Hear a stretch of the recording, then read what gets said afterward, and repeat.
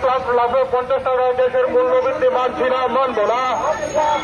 নিত্য প্রয়োজনীয় জিনিসপত্রের দাম হু হু করে বাড়ছে কেন? বিজেপি সরকার জবাব চাই, জবাব দাও। নিত্য প্রয়োজনীয় জিনিসপত্রের দাম হু হু করে বাড়ছে কেন? বিজেপি সরকার জবাব চাই, জবাব দাও। মানছি না, মানব না। 1 লাখের প্রতি গ্যাস সিলিন্ডারে 50 টাকা মূল্যবৃদ্ধি মানছি না, মানব না। অবিলম্বে বর্ধিত মূল্য প্রত্যাহার করতে হবে। অবিলম্বে বর্ধিত মূল্য প্রত্যাহার করতে হবে।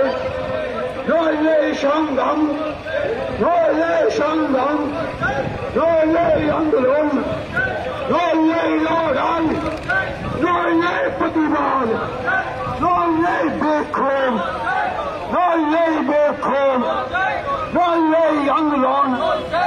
কেন্দ্রীয় সরকারের জনবিরোধী সিদ্ধান্তের প্রতিবাদে জনগণ এগিয়ে আসুন।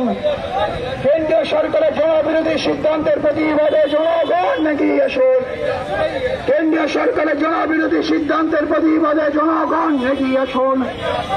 1 লাখের প্রতি গ্যাস সিলিন্ডারে 50 টাকা মূল্য বৃদ্ধি মানছি না, মানব না। 1 লাখের প্রতি গ্যাস সিলিন্ডারে 50 টাকা মূল্য বৃদ্ধি। হঠাৎ করে 50 টাকা গ্যাসের দাম সিলিন্ডার পিছু বাড়িয়ে দিল। শুধু তা নয়, পেট্রোল এবং ডিজেলের ইন্টারনাল ট্যাক্স, অন্তঃশুল্ক যেটাকে বলে, সেটাও বাড়ানো হয়েছে। পেট্রোল ডিজেল আগামী কদিনের মধ্যে আবার বাজারে দাম বাড়বে। কিছুদিনের মধ্যে 750-র মতন জীবনদায়ী অজীবনদায়ী গুরুত্বপূর্ণ ঔষধ মিলিয়ে 750-র মতো ঔষধের দাম বৃদ্ধি করা হয়েছে। আমরা গতকাল এই যে রান্নার গ্যাস 50 টাকা বৃদ্ধি হয়েছে, সিপিআইএম অবিলম্বে দাবি জানাচ্ছে এই বর্ধিত মূল্য প্রত্যাহার করতে হবে। আর বিজেপি দল যারা করেন তাদেরকে বলবো, আগামীকাল একটা ধন্যবাদ র্যালি বের করে নরেন্দ্র মোদীকে ধন্যবাদ জানাবেন, যেহেতু 50 টাকা নরেন্দ্র মোদী বাড়িয়েছে। পারবেন তো? আমরা সিপিআইএম প্রতিবাদ জানিয়ে বলছি এই বর্ধিত মূল্য অবিলম্বে প্রত্যাহার করতে হবে। তার প্রতিবাদেই আজকে আমরা মিছিল করছি।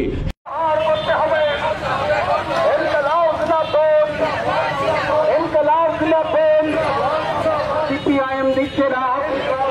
সিপিআইএম এর ডাকে আজকের প্রতিবাদ মিছিলে দলে দলে যোগ দেন। 50 টাকা গ্যাসের মূল্য